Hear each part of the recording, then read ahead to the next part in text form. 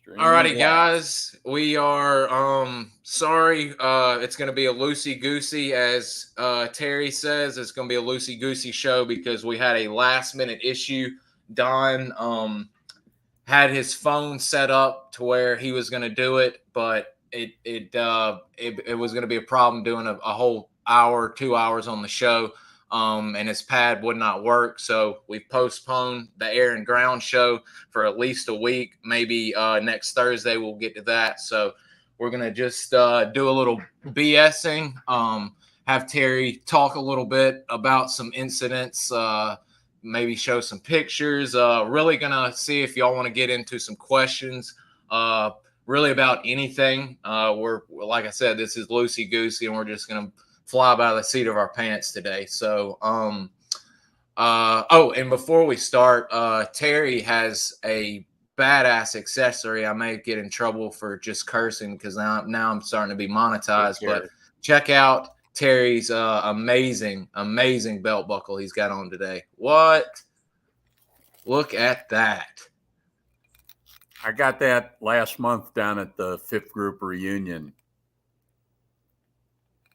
That I love that V with the crossed arrows with the 5th group colors in the back. That is. I'm going to ask some of the guys when did 5th group decide to designate themselves as the 5th Legion?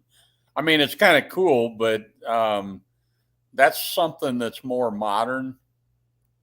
Always heard Murphy and them on Team House. They were all started calling them, at least at the beginning of the GWAT, they started calling themselves the Legion.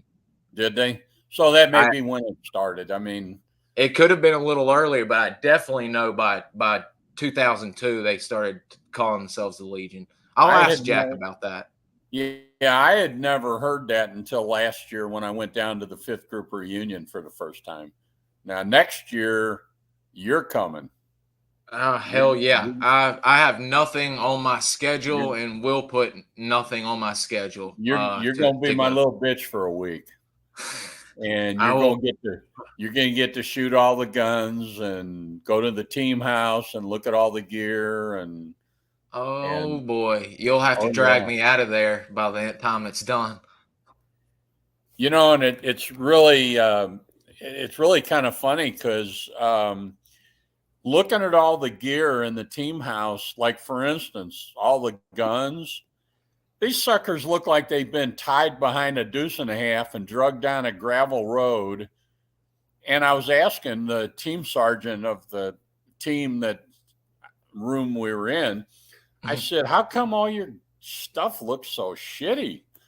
He said, it's because we use it every day. He said, if they see you sitting around the team house not doing anything, they're going to grab you and stick you on all these shitty details like picking up trash or whatever. So he said, we're out training every day. So these weapons and all this gear is getting beat all to hell. But he said, mechanically, that gun may have all the finish off of it and look like shit, but mechanically that thing is perfect.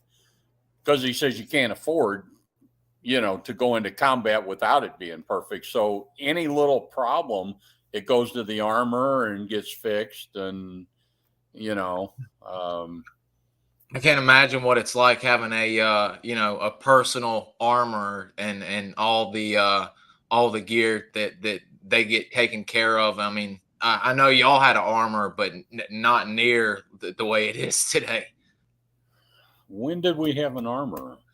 Well, I should say supply to where you'd get your guns and all of that, but not a armor. Supply was the closest thing to an armor that we had, and that was Bob Howard. So, go figure. He would tinker with that stuff. But, if you were a weapons guy, like I was, an 11B, 11C, light and heavy weapons MOS, you could work on these guns blindfolded because that was part of the final test, was taking 5 of them, completely disassemble them in a box, and you got so many minutes to get all 5 of them put back together in working condition, by feel. Yeah. But so I don't know if there's something wrong with my screen, bud. I'm not seeing any comments. Oh, here we go. This Yeah, thing's too damn. yeah. So What's far, we've just going got on, some Jason? laughs and some Yeah, yeah. and Galil. Is that I a did is he new? fairly new. He's he's got a page he runs on Instagram and stuff. He's a good guy. I'm Then glad to he see he's hopefully he'll have some good questions then, because uh we're I just was I I mean was we're gonna just ask. I've got a question since we're talking armory and yeah tinkering and all that. I mean, you see all the Recon guys with their saw off the grip off of M16 or what have you for a foregrip. You know what? Where did y'all get the confidence to know that was gonna work? Or yeah, I mean, all of y'all's tinkering that y'all are do just trial and error because y'all had a budget that y'all could do that, or did y'all have some guys that had prior experience in machine shops or what have you, or was it just fly by the seat of your pants I customization? personally I never saw any modifications to any of the gear, so I would have to say it's flying by the seat of your pants. Now, it's true, like for instance, in the motor pool, we had some guys that were mechanics in civilian life and that. Well, so naturally they got stuck in the motor pool. Um, as far as the weapons, you know, if you were a weapons guy, you had the knowledge of the weapons, and I think you had some experimentation going on. Uh, but as far as an actual whatever you want to call it, factory trained armor or whatever. We didn't have none of that shit. Now, if you sent the stuff over to Okinawa to CISO, I guess that's how it was pronounced, CISO, Ben Baker and all that.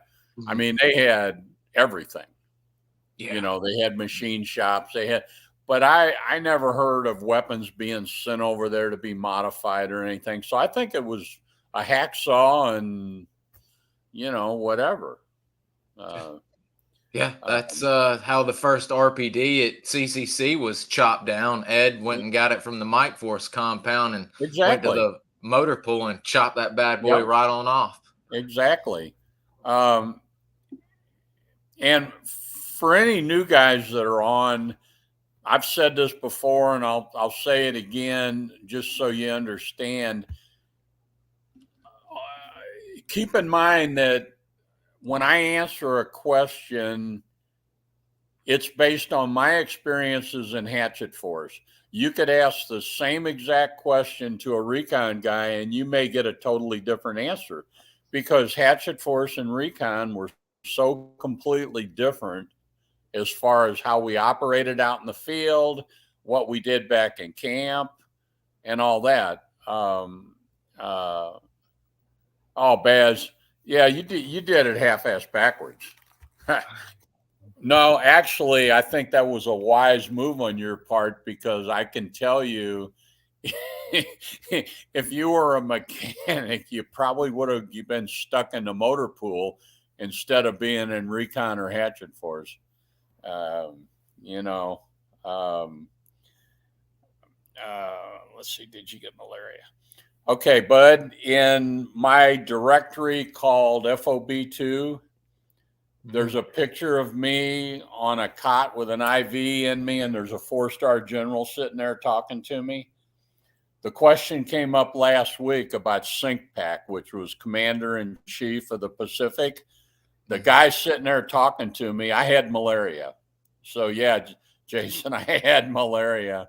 Um, and that guy, the Commander in Chief of the Pacific, he was doing a dog and pony show going around to camps, and it just happened to be that I was in there with an IV in me, and he came in, and he looks like he's a concerned father sitting there talking to me or something, but it was all for show. He didn't give a shit who I was, you know. Um, Looking for it now. um, yeah, Jason, the very end of your question, any other sicknesses in SOG? You probably want to just watch the video with the one with me and Tony Love. Because I went into a lot of detail there about other sicknesses. I can't find that damn picture. Really? I apologize about that. What the hell's the problem? I had it on the other thing, and I was looking at the SOG sites, and he doesn't have all of your photos, and I got screwed. I was expecting, don't have all my ducks in a row. Clearly, Don's sickness faded off onto me here. Well, anyway, if you ever get your shit together, you've got the pictures. Oh yeah, I'll be bringing it up next time we go live, or hell, I'll show it today and say, well, here's the exact photo. Right now, aren't we? Oh yeah, I mean, after the fact, I'll say, this is the photo we were talking about.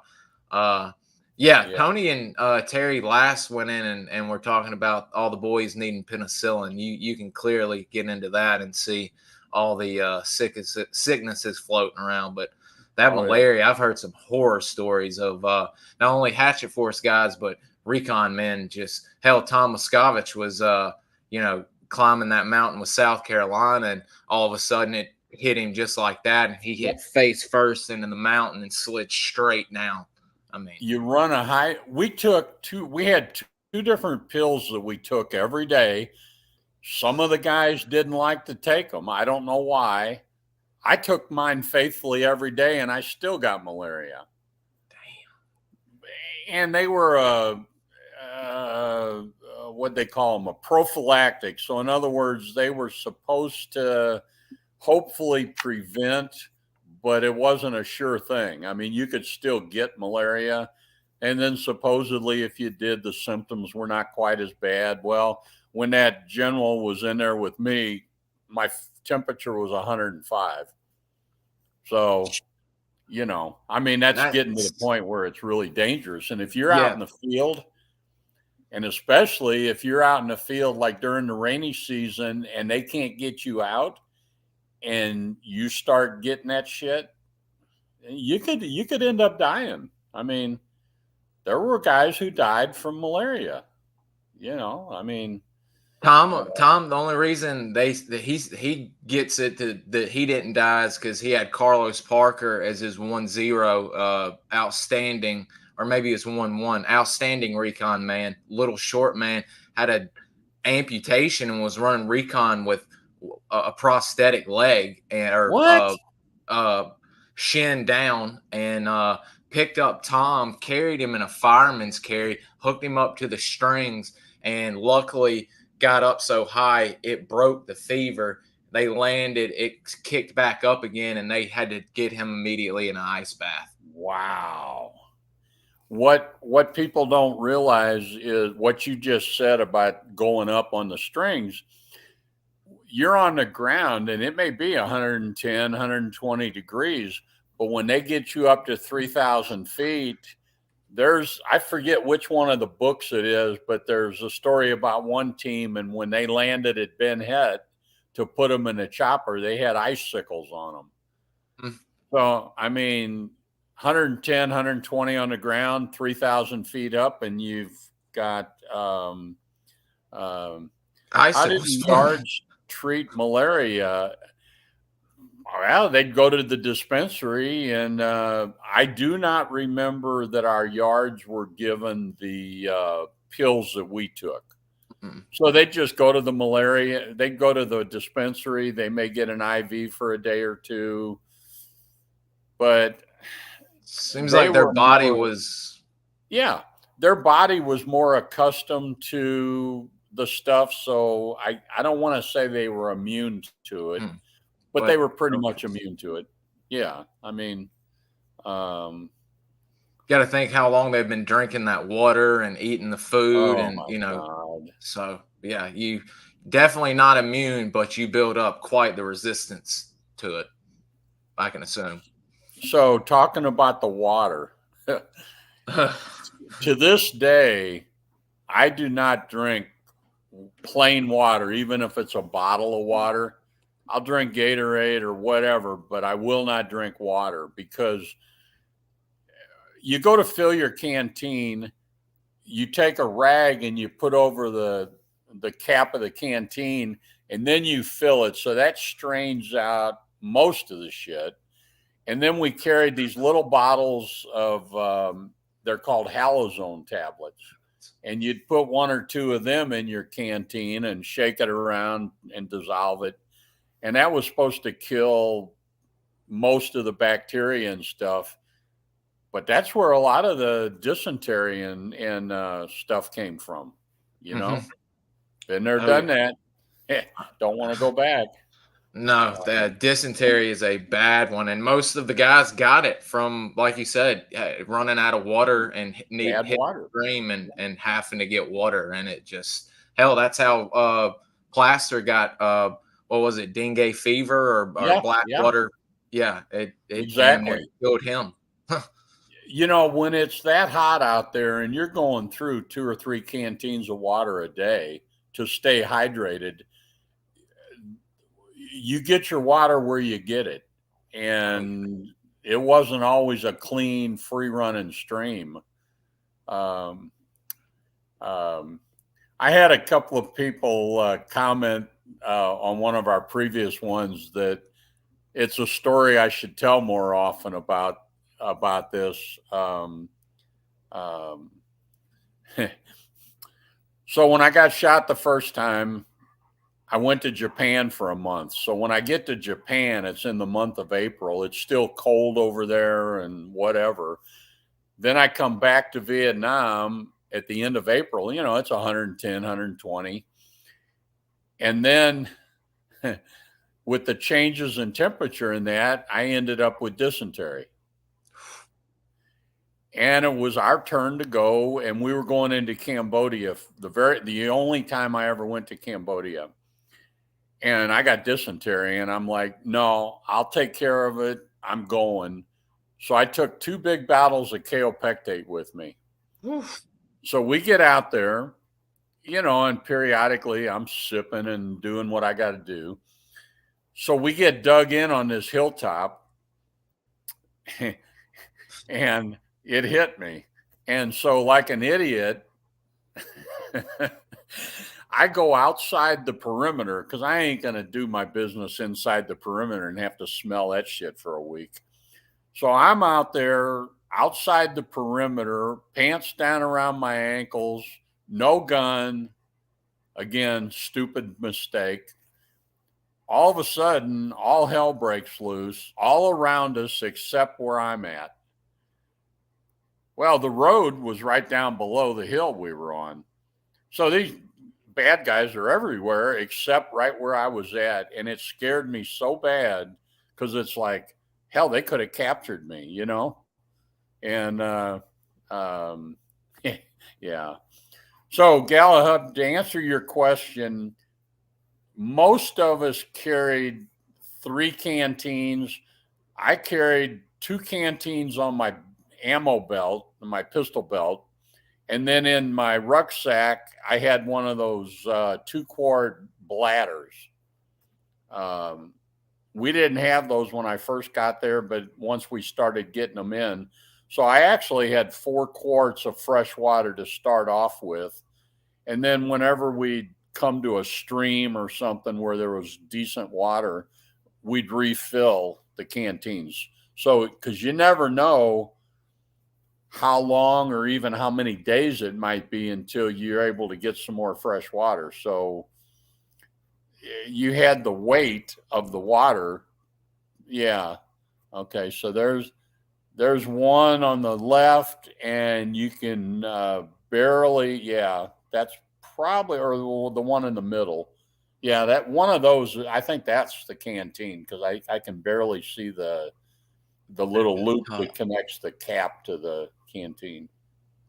And then in the rucksack there was that 2-quart bladder thing. Can you enlarge that picture? And we might as well talk about the gear because that seems like on every budcasts that we do, people are asking about the loadout. Yeah, let me pull this one up and I'll get another one of you in full battle rattle. Oh, hang on 1 second, guys. There we go. Boop.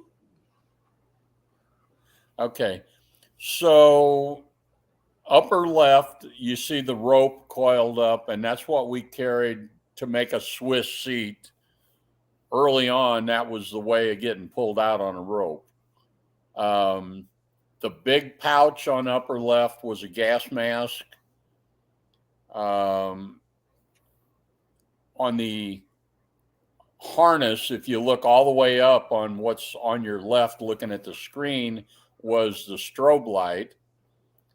And then over on the other shoulder, upside down, I carried an Air Force survival knife. Over the other side, yeah, Air Force, and then right below it, move over to the left. Okay, that was another bandage, or we called them cravats. You know, the big triangular bandage. And then on the other, back over on the other side, you see one of the little smoke. That's one of the little smoke canisters. So that is, I had people asking me, I've got the other photo of you loaded out. That is a mini smoke. That is a mini smoke. And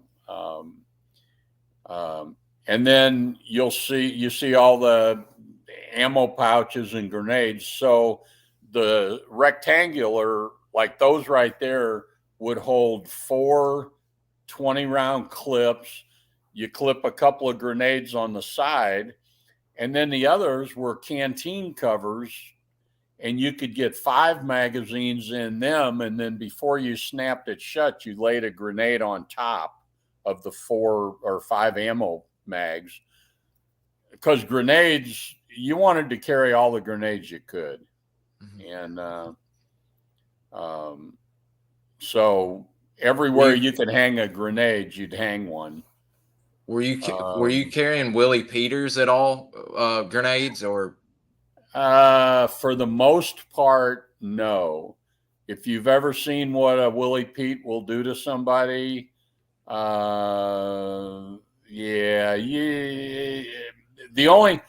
I would carry one Willie Pete grenade in my rucksack, and that was only to put on the engine of a NVA truck to totally destroy it.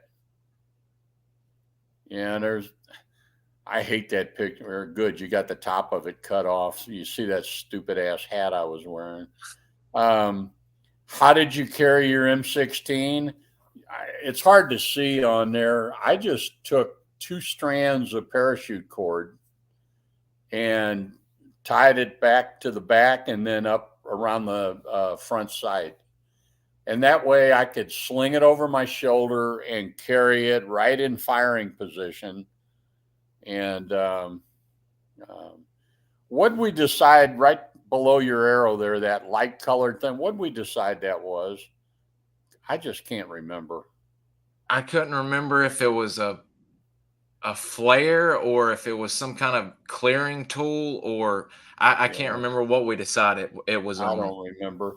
And then you see how big my pockets, those side cargo pockets, are bulging out. You had, like in one, I had one MRE just for emergency's sake. And in that pocket, we had these huge panels, orange, and they were orange on one side and this ugly ass magenta color on the other side, but they were really big, which was unnecessary. And the other day when we were talking with Don Fulton to try to line out what we were going to do today, a lot of us took our boonie hats into Mama San to the tailor shop. They'd cut the brim down, and then on the inside, she would sew this orange nylon material. And Don said from up at 2,000 or 3,000 feet, you would be amazed at how much just that little bitty piece of orange on your hat, how far you could see that. So with that, you didn't have to carry that big old panel. I think this picture was on my very first mission, and they stuck me carrying the radio and all this other crap. And little by little, as time went on, there was no set formula. You just kind of had to, you arranged your gear however you wanted, I guess is what I'm trying to say. So trying like hell to find the boonie cap photo. I had RT Texas, and I swear I had the boonie caps photo to where they had it flipped out. And yet again, that will be another photo I swear I'll show of y'all of the Indigs with their of their signal panel hats, because that is a wonderful photo. you're just not real well organized this morning, are you? Not at all. I had all of Don's air photos ready to go and all kinds of trail photos, and I caught me completely off guard. I mean, I got a bunch of trail photos in the directory called Laos. Okay. This picture was taken just off the chopper, and you'll see right there above that the little hand, my pistol. When I got shot the first time and my rifle jammed, thankfully the one shot that I got off hit the bolt of his rifle, and so he wasn't able to shoot at me again. And then he no longer needed a weapon anyway because he became deceased real quick. But I got a hold of that was a Smith & Wesson M&P 4-inch barrel, military and police. So it was a revolver. And I carried it right there because that first time I got shot, I wasn't carrying a backup weapon. And it scared the shit out of me.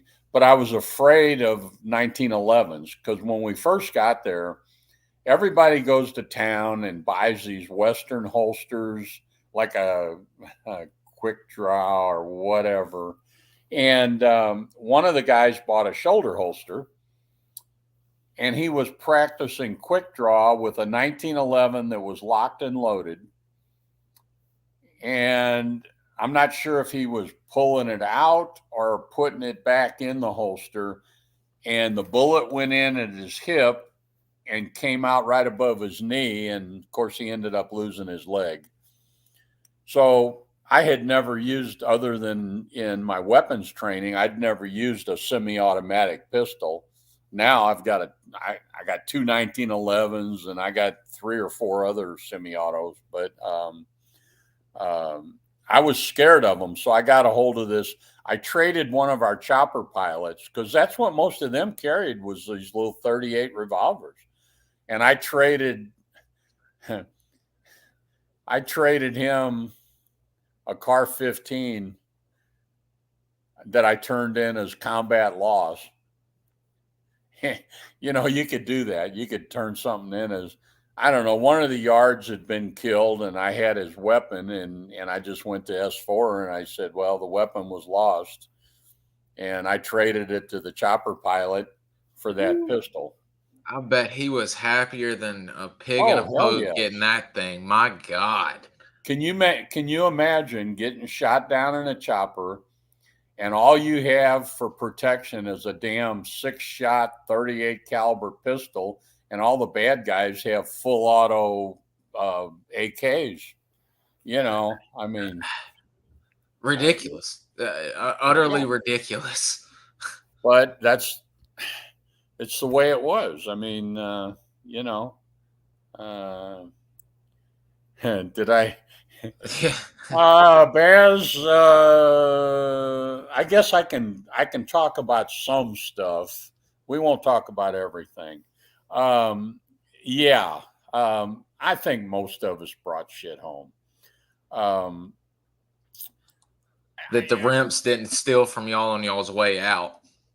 Yeah, I mean, I'm a hunter. I grew up deer hunting and, being in the woods and doing all that shit. So I would send home, the small, I call them trays, that a case of beer would come in. you take two of them and you could make a cardboard box. And over the course of 18 months, I sent home 26 boxes like that of, it was a variety of stuff. There was some of the camouflage um, poncho liners, Indige ponchos. I had an Indige sleeping bag. I had a brand new, never worn red Chinese officer's uniform. Wow. Well, he didn't need it anymore, so I figured it'd be okay. So I sent it home. Um, all kinds of stuff like that. And out of 26 boxes, only one box ever got examined by customs. And when we were moving from the yard camp down to the FOB in May of '69, we were throwing all kinds of shit away. And when I first got there, there was the yards were carrying. They didn't have M60s yet, and they were carrying the old World War II. Help me out here, bud. Oh shit. The big heavy BAR? No. BARs. Oh. Yeah, BARs. And it was not very long after I got there that we started getting, but we had like old ammo pouches that were for BAR ammo or M1 pouches, all that kind of stuff. So the stuff that was in this box that got opened by customs, that's what was in it. It was stuff that I literally took out of the trash and sent home. And Colonel App calls me in and he says, well, I got this letter from military police that you're smuggling home. Hey, Dan, you're smuggling home military gear.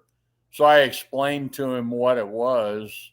He was supposed to give me an Article 15, but somehow the information never made it into my 201 file. But that's the kind of guy Colonel App was. Dang, good man. But yeah, so I sent home all kinds of neat shit. I got three. I still, out in my workshop, I've got three of the big smoke grenades in the black fiber containers. I don't know why I'm keeping them. I don't know what I'm going to do with them. But I think one day they may come in handy. I brought home some. Well, I had that NVA, which I donated to Fifth Group last month. I had an NVA canteen, an NVA chest ammo pouches for an SKS, and a few other things. My SOG knife, stuff like that. Jason, we were flush with cash back then, and money talked. Bullshit would walk, but money talks. So, like, you go to the PX, and they would get a limited number of certain things. Like, for instance, the little, in today's world, I think we call them apartment refrigerators. So, in some of the pictures of my room, you'll see the white refrigerator. Well, they didn't have any. And the guy at the PX that was in charge of that stuff, it's like, it was going to be, I don't know what they were, 75 or $80 for one of them little refrigerators. The guy was a crook, to put it mildly. For the right price, you could get anything. So I got my refrigerator. I think it cost me $100. So it was worth, but then you keep it filled with beer and soda and whatever. I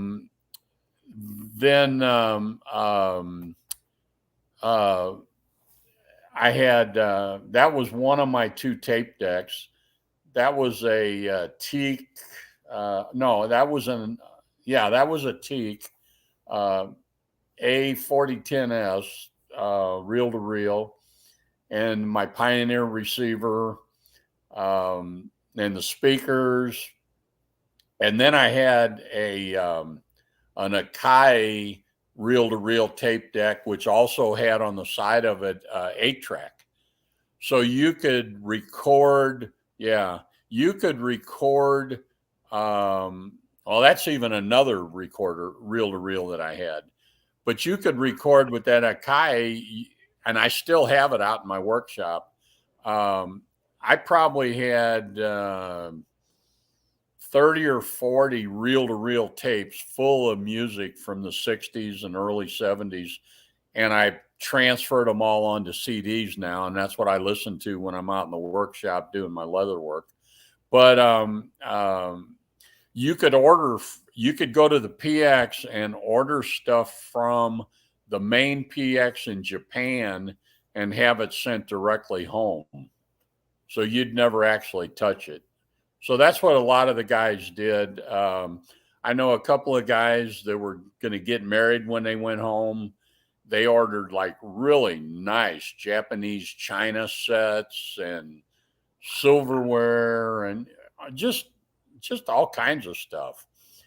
And if you went to the big PX, like down in Saigon, you could order. They had the Hong Kong tailors there, and you could order suits, all kind. I had 2 or 3 suits, but all kinds of stuff. There's my refrigerator, and that's my Akai tape deck that I still have, and it still works. And I'm getting ready to transfer the last 3 reel-to-reel tapes I have onto CDs from there. Yeah. So, yeah, I mean, yeah, we could get a lot of stuff. And if you went down for whatever reason, if you went to 5th Group headquarters down in Nha Trang, they had a whole like library of music and whatever, and you could copy that music to reel tapes and then, take them back and play them on your reel to reel tape. And I did that a bunch. What was the age of the youngest in Dig and the oldest? Well, the youngest that I remember was 14. And this guy he'd been fighting since he was a kid, like 8 years old. The oldest, I think, was like 40 something.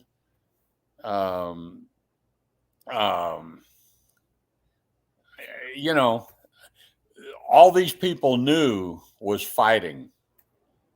From the youngest guy to the oldest guy, it was all fighting, whether it was World War II, the French. Yeah, there's one. That's RT Texas. I finally got my stuff together. Wanted to show that to you. But I thought it was really interesting the other day when Don said those hats with the orange in them, you could see those from way up in the air from a long ways away. And if you've got a recon team or even Hatchet Force, it wasn't so critical, but a recon team, if these guys are being pushed and they're trying to make it to an LZ and that chopper pilot or the FAC could see that orange hat, it sure made things a whole lot easier for them to locate that team and try to get them some air support in there. Other than the mirror, he said that without a doubt, I've heard some people complain about the panels, but he said without a doubt, other than the mirror, he said a signal panel was they'd spot it without. Oh question. Yeah. And the mirror, think about it. If you're in triple canopy jungle, you got to find a break in the trees or something for that mirror to work.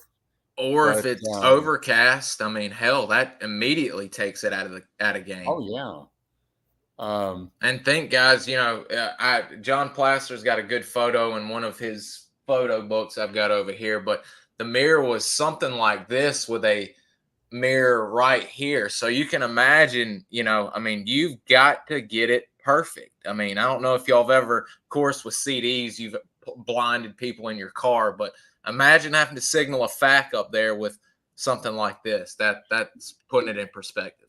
The deal in the center of the mirror was for sighting. Oh, So what it had was like these real fine black lines cross-hatched, and it was just a small circle about the size of maybe a quarter. And that's what you would use to sight. And the idea was to sight in on the plane, and then, hopefully the mirror's picking up the sun. And with it being sighted right on the plane, they're going to see that flash of the mirror. Um, um, that's a good one. okay.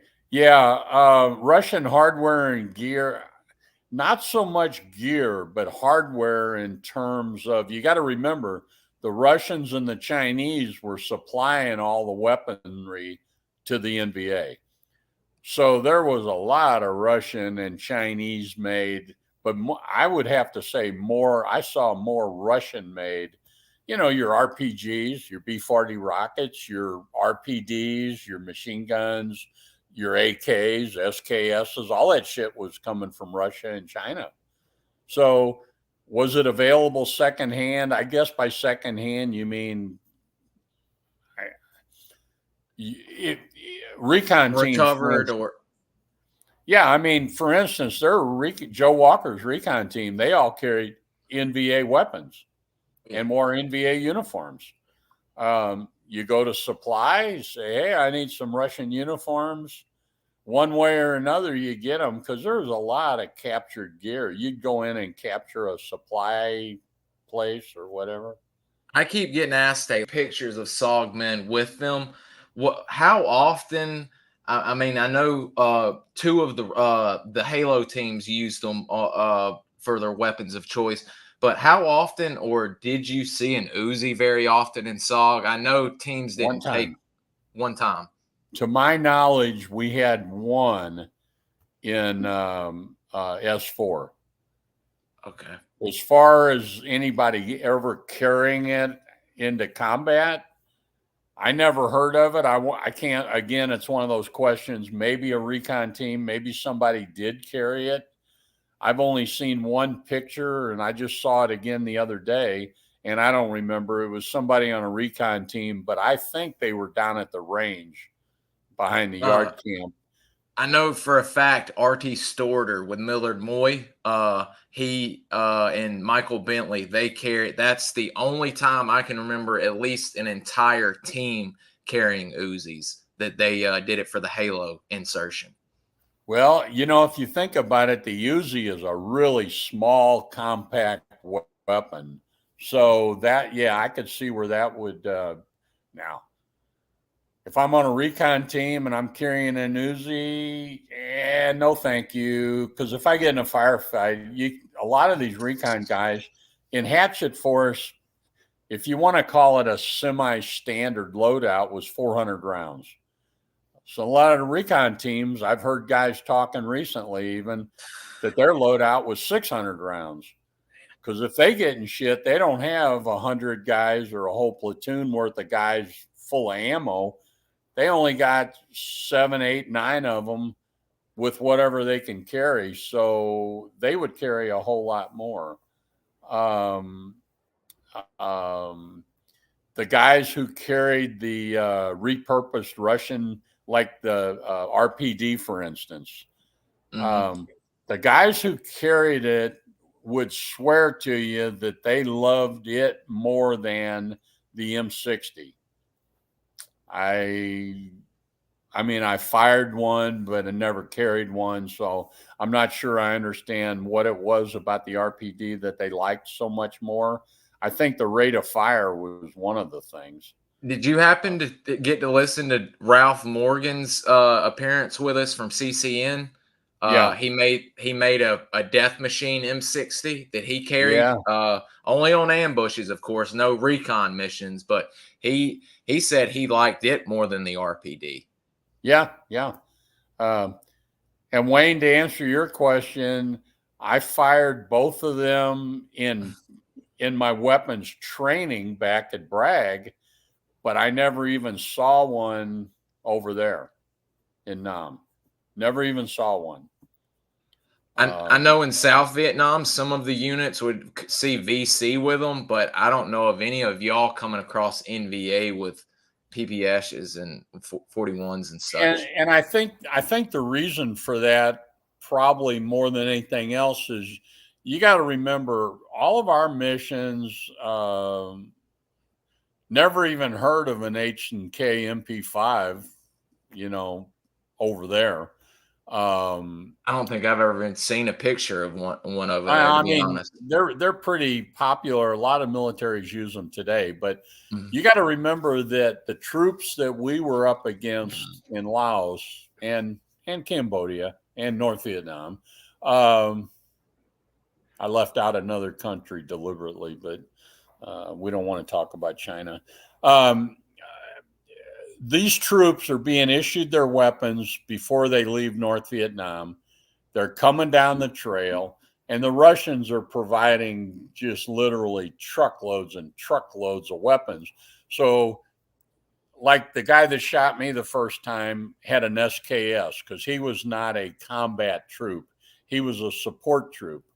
But the guys who were coming down the trail that were hardcore infantry, and let there be no mistake, these guys were trained a lot better than what we give them credit for.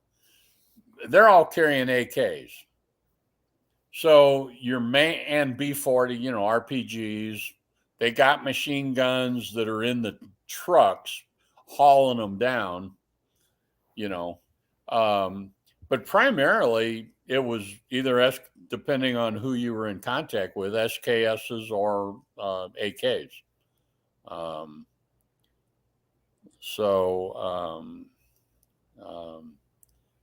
Yeah. How many? I keep getting tidbits and everything. Did y'all ever come across Chinese advisors? Or I know y'all thought y'all saw some a few times, but did y'all ever get hard evidence? Well, like I said earlier, I With the brought home a brand new, never worn Chinese officer's uniform. Okay, Does that answer your question? it does now perfectly. Okay, that's We heard a lot of stories from Recon team. When I first got there, I probably wasn't there a week, and there was a Recon team that had almost been overrun, and I have no idea what team it was or anything else, but they had they believed it to be a Russian calling out to them with a megaphone, telling them to surrender and all this other bullshit. There's pictures somewhere. A recon team took pictures of a Russian in a river taking a bath with some women. You know the one I'm talking about. Mhm. Some of the people that got I don't know what the right word, credited with being a Russian may in fact have been Scandinavian, East blonde German. hair, blue eyes. So it could have been Dolph Lundgren, or it could have been some other European. But there was a lot of stories of that. Now, Chinese advisors or Cubans, not so many, but they were there.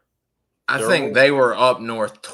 They were more up north. Yeah, they're gonna get mad at me for saying this, but torture and trying to break prisoners. That's what I've heard. Yeah, and the Cubans and the Russians were really big on that. I think more down where CCC operated,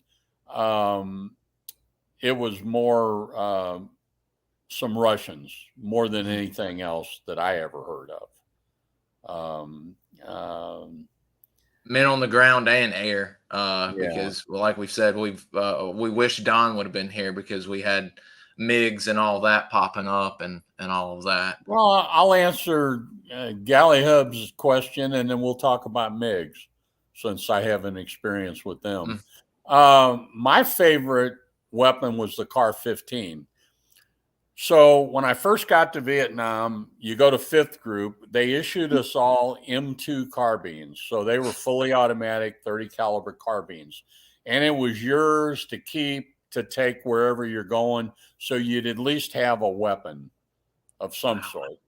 So then when you get to the FOB, finally, I go into supply and there's this good old boy E7 in there. His name tag said Howard. Well, I had no idea who Bob Howard was because I just got there. I didn't know that he'd already put in twice for the Medal of Honor, and that ultimately he was going to get another one. Um, um, so he said, "What kind of weapon you want?" And I said, "Well, I'm going to Hatchet Force up at the yard camp." And he said, "Here's the deal: you can carry whatever gun you want." And he went down the list. He says you could carry a Swedish K submachine gun, which is a 9 mil. You could carry an AK-47. You can carry an M16, and you could carry a British Sten gun. He says, "I'm just going to tell you based on my experiences, carry every one of them, and you'll come back to the M16." Because of the weight and the amount of ammo that you can carry in comparison to those other guns. So, like an idiot, I said, "Well, can I get my M16 and can I get maybe a Swedish K and I can try it out?" And he said, "Sure, try it out. If you don't like it, bring it back." Um, I also had at the yard camp, it was an old A camp, and right next to it, adjoining it, was an engineer unit that was their primary job was blacktop and Highway 14. And I traded some of them guys again. We had a lot of combat loss of M16s. You know, I had a Swedish K that I didn't care for. I had a grease gun, which one of the pictures of my wall, you'll see the grease gun hanging on the wall. I had a Thompson, and I have video of my buddy Jim Jerson, God bless his soul, was killed at the end of December. I've got video of him shooting my Thompson down on the range. But these truck drivers that work for this engineer unit, they were desperate because they had M14s and they had grease guns and all this other shit. They wanted M16s for the same reason. There's my grease gun and my Car 15. Any stories about communism? So, you know, again, there was no rules. You could carry whatever the hell you wanted. I made the mistake one time of carrying my grease gun on a mission, and I carried my Car 15, but I took the grease gun because in my mind, we're setting up an ambush and we're going to try to stop a truck and take the driver prisoner. That 45 would go through the engine block and disable the truck. Never got to use it. And any of you guys that are gun guys, that whether you carry a 45 or whatever, you'll know, you can imagine how much 3 or 4 magazines of 30 rounds each of 45 caliber ammo weighs. I mean, you need to have a pack mule to take it along with you. And yeah, so, you know, my favorite again was the Car 15, you know. So when I got shot the first time, we still had M16s. Now I understand that the Recon teams by that time, and that was March of '69, the Recon teams had Car 15s. When I came back from the hospital at the end of April '69, we had gotten our Car 15s. Wow. So, and that little Browning 25 automatic there, in your left cargo pocket, there was this real little pocket, which to this day, I couldn't tell you what it was designed for.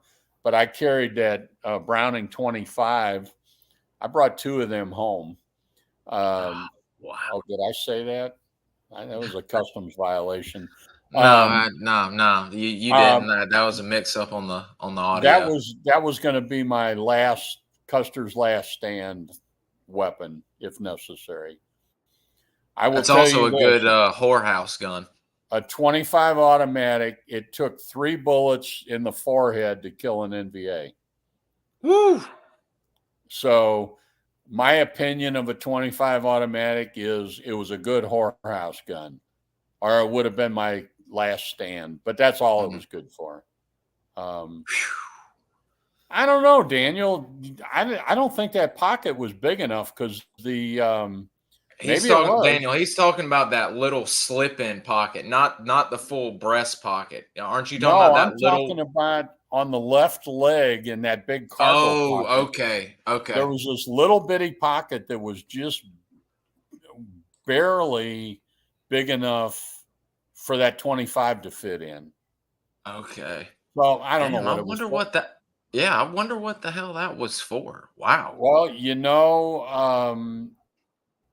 a Lensatic, one of our compasses would have fit in it. I don't know. The uniforms didn't come with instruction sheets on what to put in where. And you just, like, you'll see pictures of some of the recon teams, they would have pockets sewn on the sleeves to hold extra shit. Um, we had a pretty much a standard procedure that the right chest pocket, each American carried 3 of those little morphine syrettes, and we all carried them in that right chest pocket so that if a guy gets wounded, everybody Yep. knows where to go to get the morphine. It would be in that right chest pocket.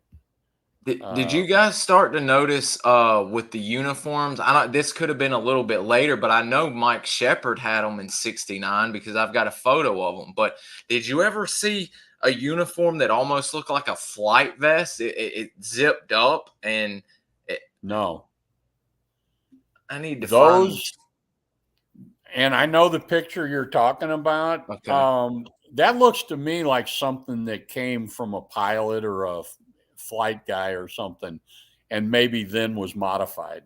Either Oh, that or they had them made by the tailor shop down in town, and that's possible too.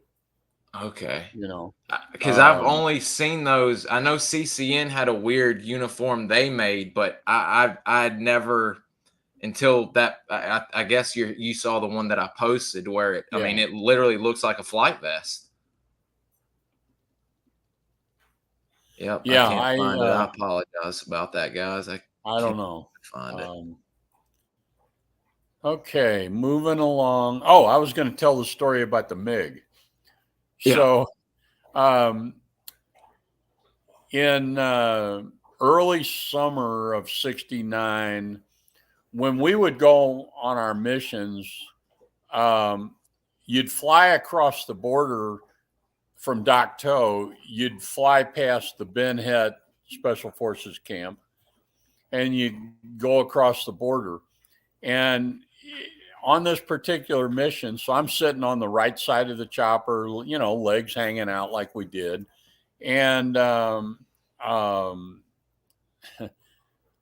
of a sudden, this jet flies up against us, and it's got the red star on it and all that shit. It was a MiG. I don't know if it was MiG 17 or 19 because I don't know the aircraft that well, but Mig it nonetheless. slowed down. It slowed down real slow. I was thinking, well, how's this guy keeping it in the air? Because, you know, but Helicopters. anyway, it seemed like he was alongside of us for a minute or two, but in reality, it probably wasn't more than about 10 seconds or he'd have fell out of the sky. But then he salutes us and kicks it in and takes off. And I'm on the intercom with the pilot, and I said, how come nobody shot his ass down? And the pilot said, oh, we have orders not to mess with them. And he said, we see them all the time. Why did they have orders not to mess with them? Because they didn't want to cause an international incident. because if it became known that we shot down a MiG in Laos, we would be admitting that we're in Laos and we're not supposed to be there. And folks don't like to admit, especially not being mean to our Vietnamese viewers, North Vietnamese viewers, they were still floating the assumption that all of the pilots were North Vietnamese, when in fact, a lot of the pilots were Russians in those MiGs as well. Although there were North Vietnamese in there, but a lot of the good MiGs that were wreaking havoc were Russian flown. Now, this pilot, because we were so close to him, I mean, Oh, you he probably wasn't 200 to 300 feet off from us. So I got a good look at him, and he looked Oriental to me. So I think he was probably a North Vietnamese pilot. And then later that summer is probably we're on the ground in our RON, and it was about midnight, and all of a sudden we hear a chopper. Now, anybody that knows choppers, every chopper out there has its own distinctive sound. And you can tell after a while, you can tell what, like I have a bunch of Blackhawks that fly over my house every night at 6:00. I think they're National Guard guys going back to St. Louis. And in the second I hear the thump, thump, thump, I know, okay, these are Blackhawks. Mm-hmm. It's not the highway patrol helicopter looking for drugs or anything like that. It's Blackhawks.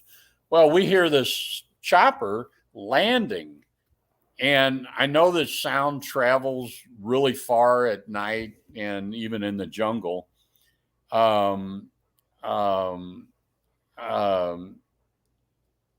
We call it in to Moonbeam. So for the guys that don't know, 24/7, there was a C-130 flying around up there with a general who had the authority to divert all aircraft in Southeast Asia to come to our support. If we got a team being overrun and we've declared a prairie fire emergency or whatever, well, we get a hold of Moonbeam and say, there's a helicopter landing probably no more than a click and a half away from us. And it is not a Huey. It's not one of our choppers. Not a Chinook. And this general's like, stand by. And about 2 minutes later, he comes back and he says, disregard. You did not hear anything. Completely disregarded. And since that time, and I say since that time, in the last few years, after going to, yeah, Jason, I thought I said that, but apparently I didn't. I get ahead of myself sometimes. So Hillsborough in the daytime, Moonbeam at night. I've talked to pilots and what have you, and they said, and other recon guys, there are some pictures of Russian choppers on the ground. I've had pilots say the MiG thing was actually common. It was not rare. It was common. So I know for a fact MI8s were seen at least on 3 occasions at CCC. Dennis Mack and RT Colorado found a MI8, and if I'm not mistaken, Bob Howard managed to sneak out with Larry Six-Pack White, and that's when Larry ended up getting the heck shot out of him, and Bob ended up saving him. And off in the distance, sitting up on the brush, was a MI8 under some foliage. So, for years, nobody wanted to talk about that. And like when I would bring up the story about the MiG, people just look at me like, yeah, right. And then when I was at SOAR, I was going up in the hotel in the 20th Special Operations Squadron. They were having their reunion at the same hotel at the same time as the Special Operations reunion. And I went to their, hospitality room. And these guys are all drunker than a skunk. But we get to talking. And the one chopper pilot that I'm talking to, turned out that he was actually my chopper pilot the day I saw the MiG. And so they proceeded to tell me, oh, we see them all the time and they don't bother us and we don't bother them and blah, blah, blah. Like some kind of weird, unwritten code not to Well, engage. again, the whole deal was we're not going to cause an international incident, and we don't want anybody to know that we're in Laos. So Even for them, again, though, too. I mean, even they're not messing with y'all. They could have shot recon teams down clearly and Hatchet sure, Force. sure. So yeah, so there was a lot more of that kind of stuff that went on than what the books will tell you, or that whoever.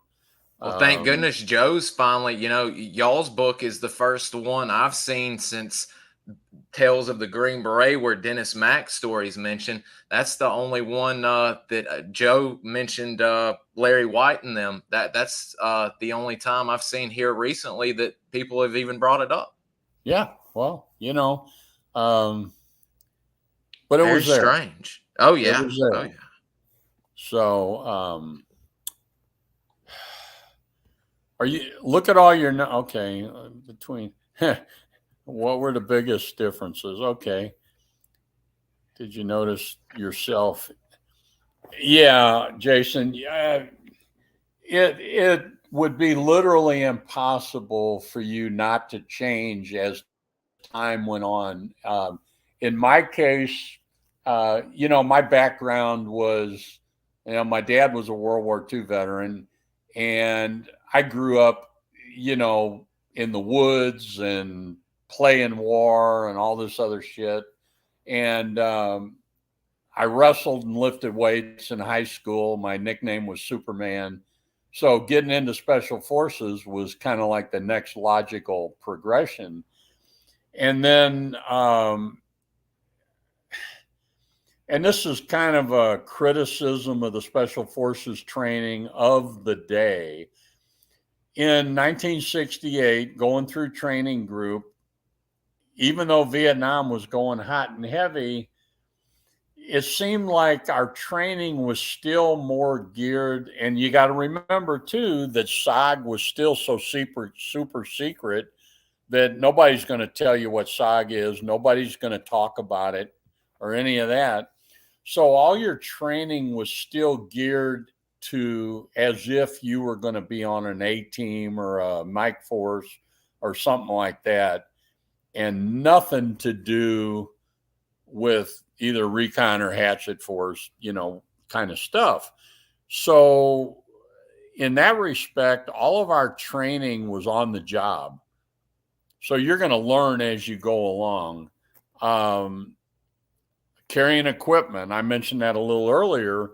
As time went on, I would gradually refine my loadout to be what I wanted it to be what I thought, based on my few experiences, was going to be more necessary. An example of that, the smoke grenades. So anybody that's been in the military, I guess they still use the big smoke grenades that are probably 5 or 6 inches high and about that big around. Um, Here's the problem with them, and Don Fulton, the pilot, will tell you this too. In triple canopy jungle, and they're calling for smoke because they can't find you, because they can't see your signal mirror or anything else. You throw a smoke, that smoke's got to try to get out of that triple canopy jungle. Well, hell, by the time it finds a place to get out, it could be a click away from where you're actually at. So then the pilot flies over and he says, okay, I'm right over the smoke. And it's like, well, you're about a click away from us. So one of the things that I did, we had these little pin flare guns. And it was about the size of a ballpoint pen. And you stick this little flare in, you screw it in, and then you just pull this little lever back and spring loaded, and it goes off. And those had such a high velocity that if you pointed it straight up, it would go and penetrate that triple canopy jungle and come out right up above you. So I always carried a pin flare gun, and I carried one or two of the smaller flares, but I trusted the pin flare gun more than I trusted the big smoke. Now, if you're in a bomb crater or out in the open somewhere, then that big smoke was perfect. But, I like the pin flare gun if you're in the woods. And it was little things like that that over time, just like the weapons, you could carry whatever weapon you wanted, and it's trial and error. Knives, something as simple as a knife. A lot of the guys carried a K-bar, an old Marine Corps fighting knife. Well, you got to ask yourself, okay, what am I going to use the knife for? And my experience was you're not doing a bunch of hand-to-hand fighting and all that shit. You're chopping bamboo and different things like that. And that Air Force survival knife, I mean, the blade was only maybe 5 inches long or something, but the hilt of it had that big octagonal, big heavy thing that you could use for hammering if there was some reason you had to hammer something. And then on the back side of the blade, it had a few of the saw teeth. So I just felt like that would be more practical. And of course, a K-bar is twice as big as the survival knife. Well, then you're introducing more weight, but you're also introducing, where are you going to carry it? I mean, if you're carrying a knife, it needs to be somewhere where you can get to it. If you're carrying that big ass K-bar taped to your harness, it's taking up a lot of space.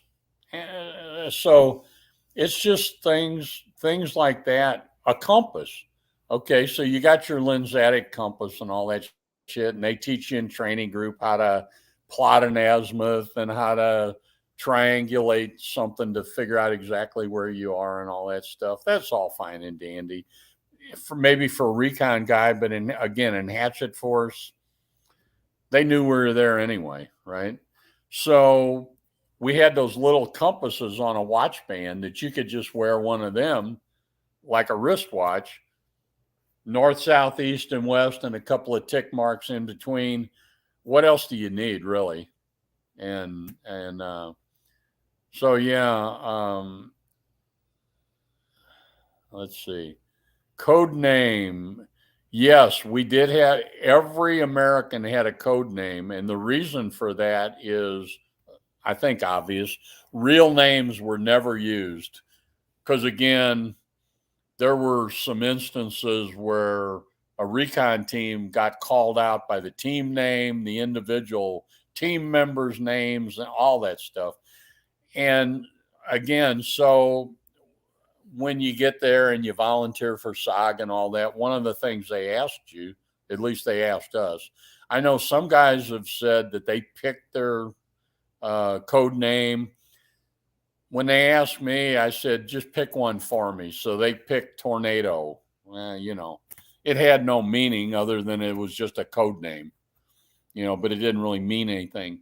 But every guy that ever went across the fence had a code name, because if something happened, they could call in. Well, when you call in, Tornado's been Whiskey India Alpha, he's been wounded or killed or whatever. They would know who it is. And then there were things behind the scenes back at camp that would be put into motion, let's see. A machete.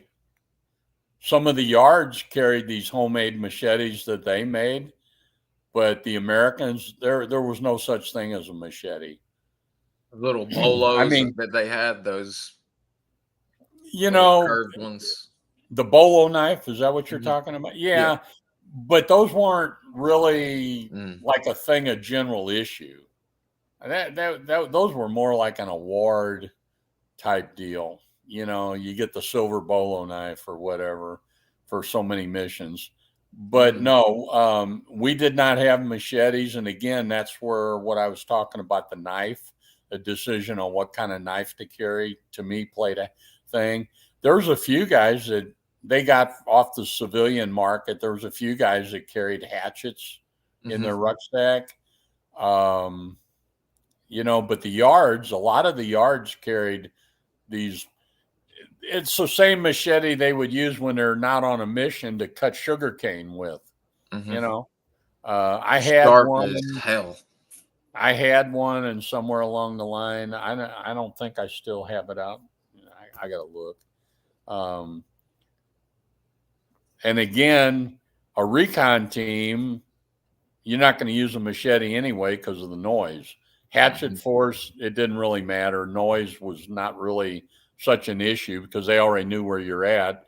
And if you've got a whole company, a hatchet force, you got 105, 110 guys, you're going to be making noise anyway. So it wouldn't matter. But now where a machete would really come in handy is if you're trying to clear bamboo for an LZ to get a shotgun in. But that's where det cord and C4 comes in. About to say nothing the engineer couldn't take care of. I love playing with that stuff. And I wasn't a demo guy, but that's another story. About to say, like you said, OJT. Blowing up the trucks. So, again, this was inexperience on my part and not being trained as a demo guy, but fallen in love with det cord and C4. So I formulated in my mind, well, hell, we can stop an NVA truck and get the prisoner by disabling the truck by blowing one of the wheels off the truck. So my idea was take an empty soda or beer can and cut the top out of it, pack it with C4, and then put a toe popper on top and bury it out in the road. And when the truck drives over it, it'll blow the wheel off. The problem is, if you've ever played with C4, that much C4 is going to do a hell of a lot more than just blow the tire off the truck. And so I was killing the drivers. So they quit letting me do the toe poppers with the C4. But it would sure do a job on a truck. It'd blow the whole front end off the truck and kill the driver too. Let's see. Where are we going with this? We're pretty much out of questions at the moment, to be honest with you.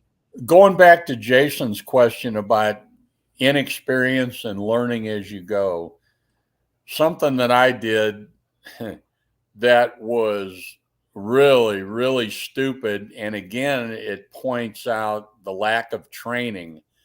So we're in Hotel 9. And this was the same mission when I got shot down in the chopper, but while we were still on the ground. So we come down off this hill, and at the bottom of the hill, the only time I ever saw or even heard of in Laos, a punji pit. And it wasn't a great big one. It was a small one, maybe 2 or 3 feet wide and about 1.5 feet by about 2 to 3 feet deep. One punji pit. Why was it there? I couldn't even begin to tell you. Anyway, we see the punji pit. So then we get out on the road, and Captain Goulet decided we're going to walk the road for a ways. So I'm in the rear, and I see something laying there, and it's got all these protrusions on it and whatever, kind of like the old pineapple grenade type deal. Only they were more pyramid shaped. And I pick it up and I carry it to Goulet, and I said, "What is this?" In my mind, I'm thinking it's some kind of a sensor that's been dropped. And he says, "That's a CBU round that didn't go off." He says, "Get it the hell out of here before it goes off and kills us all." Well, I walked back real slowly. My butt's puckered so tight. And I threw it underhanded as far as I could. And when it landed, it went off. It's one of them things that It's one of those things that you learn, again, OJT, because there was nothing in training group or anywhere else that, other than seeing a picture of a CBU canister coming open, but it's not close up enough to show you what does a CPU bomblet look like, you know. So there's no training. So it's the kind of stuff you learn as you go along. Um, yeah, Jason, we answered. The oldest indige that I knew of was 48, something like that. He was late 40s, and he had fought. He had fought with the French back in the early 50s when he was a kid. Um, does your boss know that you're listening to this stuff while you're working? Man, it must be a nice job. Yeah, dedicated listener, Terry. Dedicated listener. Yeah, definitely. And and a shout out to my boys at Burns Army Surplus. Hope they're listening. Oh, absolutely. Thank you guys for watching too, by the way. Yes, Terry's told me a lot about you guys. exactly. In fact, I'm going to go up there this afternoon. I need to get a new Purple Heart hat. The most impressive piece of ordnance, probably every one of us would answer it differently. For me, the most impressive was December of '68 when I was being punished for having a Montagnard girlfriend. I got assigned to spend the whole month on Leghorn. And I have pictures of, we had about 100 NVA troops out in the open on this plateau, and I'm talking to Covey and I said, I got about 100 troops here in the open moving my way, even though I know they can't get up to us. They're going to try. And he said, well, I got 2 SPADs that are heading home and they're loaded with napalm. And none of these A1 pilots, or probably any aircraft pilot, nobody wants to land with napalm. Because, man, if something goes wrong, you're nothing but a big old fireball. And he said, I got 2 SPADs that are loaded with nape. He says, I'll bring them in. I said, please do, because we got about 100 guys we could barbecue. And they came in and dropped napalm on these troops in the open. And one of the pictures, so I'm sitting there taking pictures with my camera, which was prohibited, but whatever. Thank God we all broke the rules, or there wouldn't be any pictures of this stuff. Absolutely. But in one of the pictures, if you know where to look, you see a guy like in the Hollywood movies that's on fire going into the woods, into the tree line. But after they dropped all that nape, and you got to remember, napalm,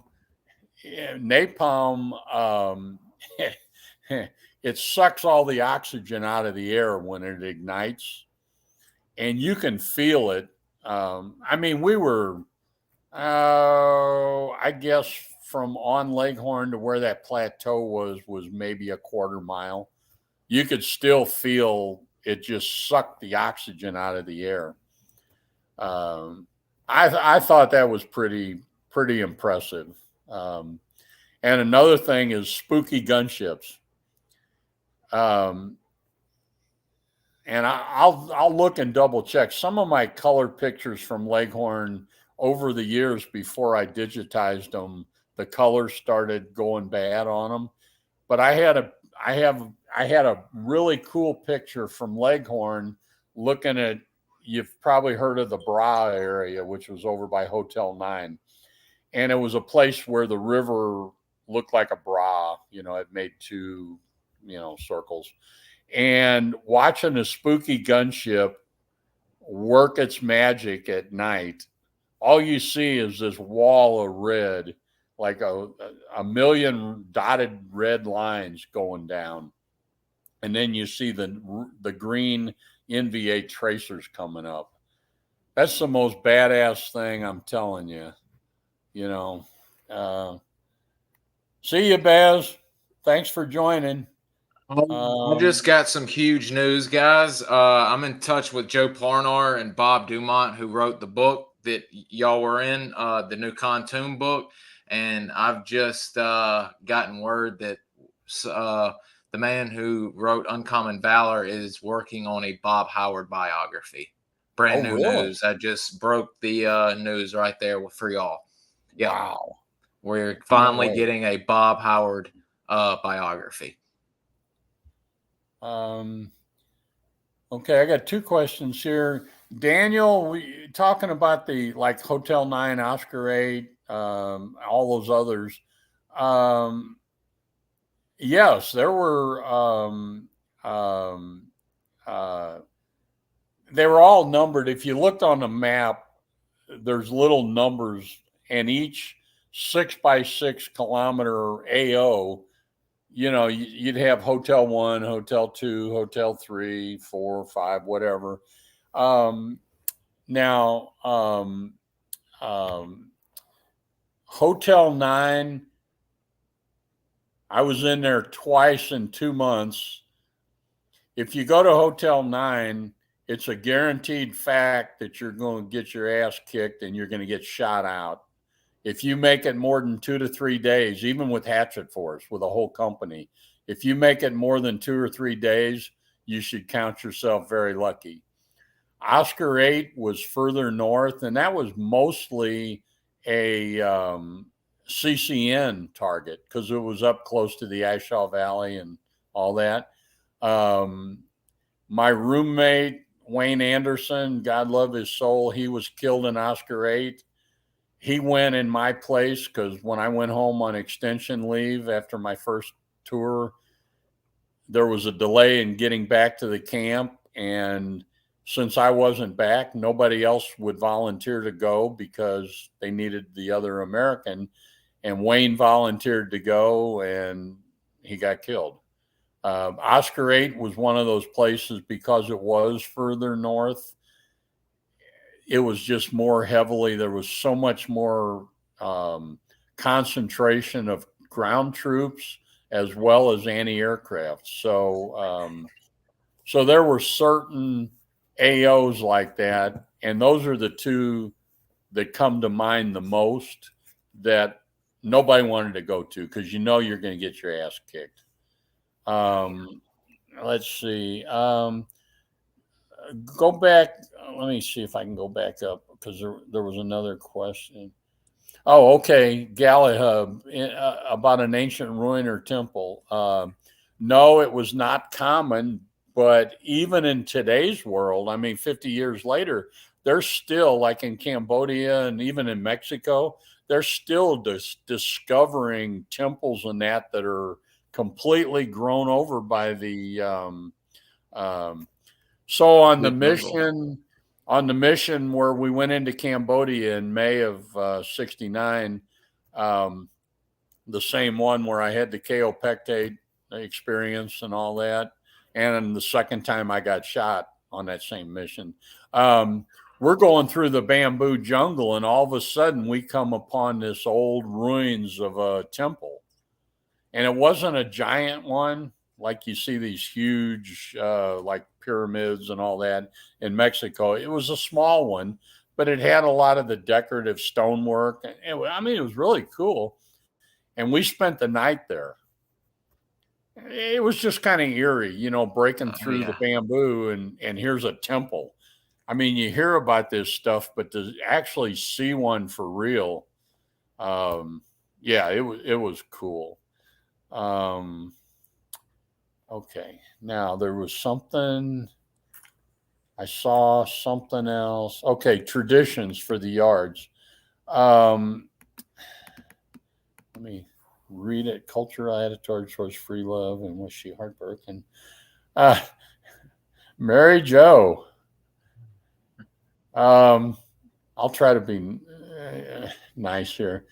I mean, I had a girlfriend. What can I say? I Like mean, college. And she was my girlfriend for the whole 18 months I was there. Now I did have a few other liaisons or Dalliances, if you whatever will. because blonde hair, blue eyed boy, was kind of, I was kind of popular. Um, but um, I would not say they had any kind of attitude. They were like anybody else, you know. They get married, they had wives, they, you know, whatever. Um, I think some of the yard women just, it was beneficial to them to have relationships with Americans from a number of different standpoints. One was you hire them to be your hooch maids, you know, they do your laundry and polish your boots and all that good stuff. But another was kind of from the standpoint of, I think, um, Action, and definitely in a way. me having a yard girlfriend put me in a position with my yards that, and I loved my yards unconditionally. My life depended on them more than anything else. And having a yard girlfriend, I would teach English to my yards, different things. And I spent a lot of time in the village. My biggest mistake was drinking the village chief under the table, because from then on, I was, I was supposed to be there. And um, so I guess the benefit then was I took care of my yards. Let's just say that when I left, there was a lot of gear that never got turned in, that found its way into the villages, you know. And I'm not alone. I'm not alone in this. I'm not the only American that had a yard girlfriend, whatever. But I'm also far from being alone, in terms of just loving my yards and taking care of them. Because when you're out in the woods, whether you're on a recon team or a hatchet force, these guys, they looked after you.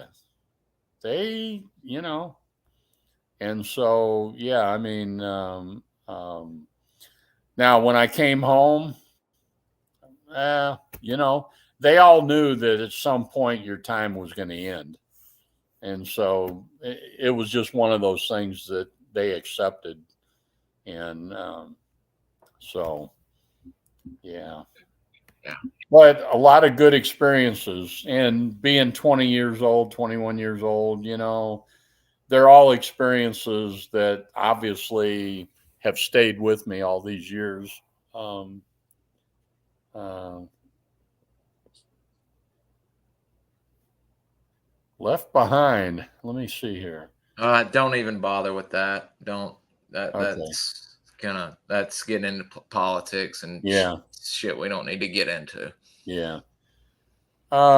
Jason's got the last. Well, Daniel just got one. Well, basically, when a yard was killed, um, the body, if the body's recovered and brought back, the family or the teammates would take the body to the village, and they'd have their own private funeral and what have you. Um, um, um, no, Daniel, I don't know what happened to her after the war, because I never did. I never did good staying in touch with anybody until more recently, and Bud has really kind of forced the issue here to, get more back in tune with everybody. Um, so I know one time. Well, it's actually, it was, when when I came back from the hospital in the end of April '69. My interpreter, Iman, I was very close with his family, his little girl. I have pictures of his little girl. Um, she was like my bud whenever I'd go to the village and that, or to their house for dinner. She's like my buddy. And so right before I got back, um, Well, no, it wasn't when I got shot. It was later, but I wasn't on the mission. He was killed, and they took the bodies for some reason, instead of bringing them back to the FOB, they took the bodies to the hospital at Pleiku. So I get to camp and I find out that he was killed. Well, where's his body? Well, they took the bodies to Pleiku. So I got his family members and a couple of guys from my team, yards, and we all piled in a Jeep and went down to the hospital at Pleiku. And if you can imagine, and you got to know my personality, I go in a hospital and I'm looking for a Montagnard body, and you run into some rear echelon mother that, could care less. You can imagine how that went over. Nevertheless, needless to say, I recovered several bodies of our yards, because if I had not done that, they would have stayed God knows how long in the morgue and maybe never been claimed. Well, then after so much time, what do you do with them? Throw them in a grave. So we brought the bodies back to the FOB, and then I took his body to the village, and the other two guys, their families and whatever, came to the dispensary and claimed the bodies, and same thing. So they would take them and they would bury them fairly quickly because, there's no embalming or anything like that. That was a very hard time for me because he and I were so close, and not only him, but his family. And we would pay the family a fair, decent amount. When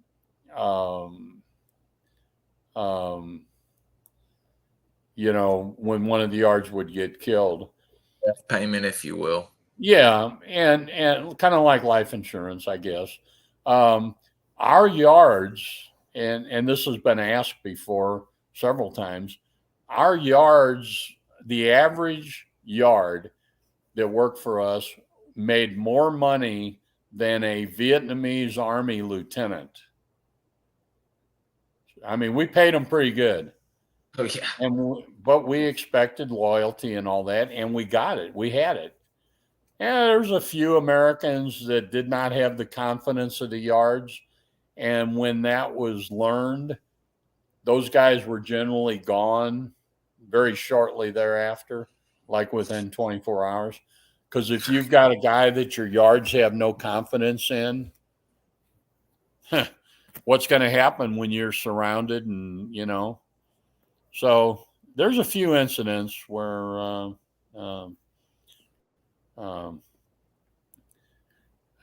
I wish I knew what happened to all my yards. I really do, because I loved them so much. But, at the time I came, I get sent back to the States. They're still there fighting. The war's still going on. So, I mean, you just lose all track. Now, I know there's several Montagnard communities. One is in the mountains in North Carolina. A lot of the yards were killed after the war by the North Vietnamese and by the regular Vietnamese, unfortunately. And that's where I think the American government did a real disservice.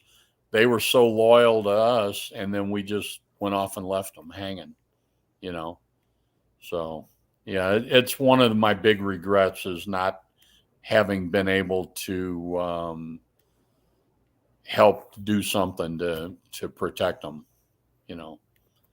We made a lot of promises, and I don't think we lived up to all our promises.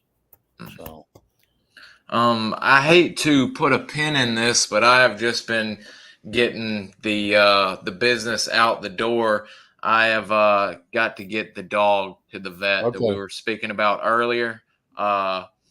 So first off, before we end, we're planning, guys, on getting this again next week. I think we've agreed we're going to try and wait until Thursday because Wednesday Don is going to work on his computer.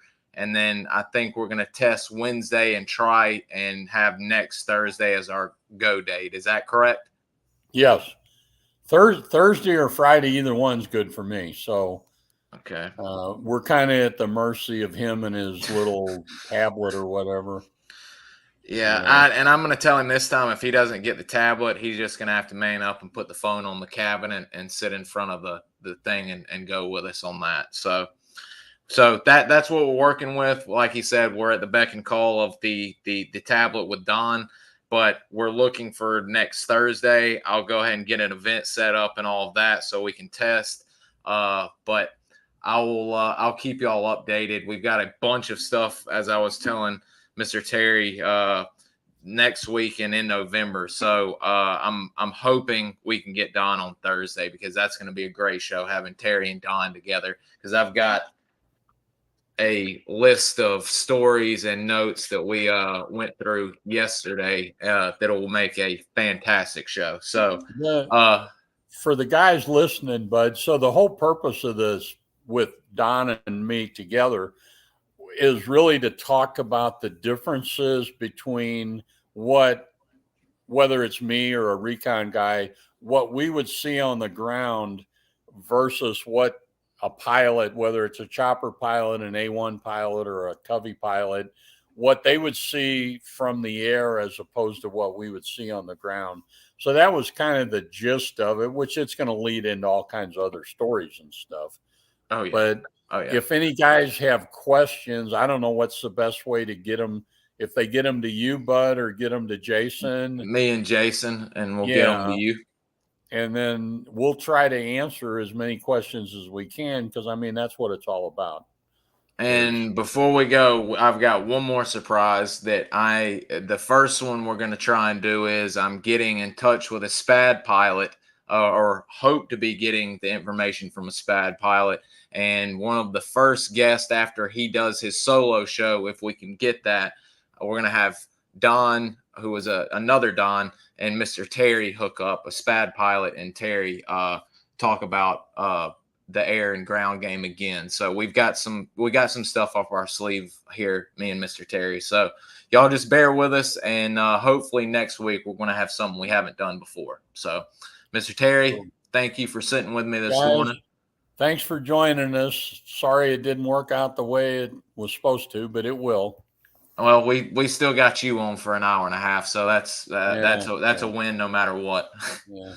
But my bladder says it's time to go. So yeah, I'll keep everybody abreast. If y'all got questions, get them to Jason on Twitter or get them to me, and we'll get them to Terry, or we'll write them down for when we do the show.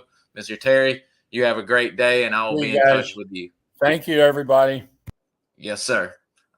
Y'all be good. I've got some important numbers. I've let Jason know that I've got some contacts coming up that we might have lined up for future shows in November. But to give y'all a little play-by-play here, next week we've got Ed Walkoff joining us the 3rd of November at 11 o'clock, if I'm not mistaken. So he's going to be talking specific missions, which y'all been wanting to hear about. Specific SOG missions from easy, intermediate to hot. Then we're going to be having Gary Linder, Ranger Hall of Fame, LERP in Vietnam, and author. And then we will be having Delta Force veteran and Vietnam EOD veteran Mike Vining. I cannot wait for that. We are going to have Gary that Wednesday night and Mike that Thursday the 9th that morning at 11. So we have got some huge stuff on the line coming up. And with these new contacts, we're going to have a great November, guys. So y'all bear with me and Terry and Don, and we'll have that show. And we're also going to have Bucky and Mike Buckland and Frank Doherty, who just released his book. It'll be out in November. We're going to have them talking about flying together. Bucky flew backseat with Frank for visual reconnaissance and for drum missions. So we have got a big big November, and especially a big start to November next week with Ed. And potentially Wednesday, we might actually end the month with Frank and Mike Buckland. So keep your eyes peeled over at Twitter with Jason or on my Instagram, or both, preferably both. Thank y'all, Daniel, Jason, all of y'all. Galil, awesome stuff.